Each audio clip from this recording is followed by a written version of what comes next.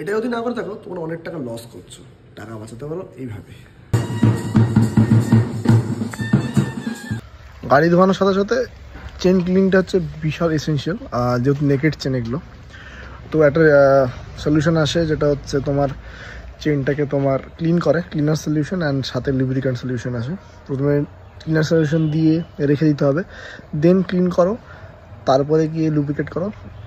তো এর পেছনে সায়েন্স আছে যেটা হচ্ছে চেনের লুব্রিকেন্ট করা আর পরিষ্কার করার ব্যাপারটা। মানে যত তুমি ময়লা থাকবে চেনের ফ্রিকশন বেশি হবে, তোমার স্পকেটগুলো ক্ষয়েবে, তারপরে কী হবে স্পকেটগুলো সরু হতে থাকবে, আরও বেশি তাড়াতাড়ি চেন ঢিলা হবে, দেন আস্তে আস্তে ওয়ারেন্টিয়ারের মাধ্যমে শেষ হয়ে যাবে ব্যাপারটা।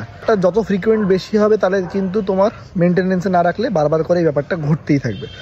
সো 300 থেকে 400 কিলোমিটারের মধ্যে নেকেড চেন, অন্তত হাই সিসির গাড়িগুলো 300-র ওপরে 250-র ওপরে যারা নেকেড চালাও তারা কিন্তু একটুখানি লুব্রিকেট এবং ক্লিন করো, তাহলে পয়সাও বাঁচবে আর ব্যাপারটা খুব সেফও থাকবে।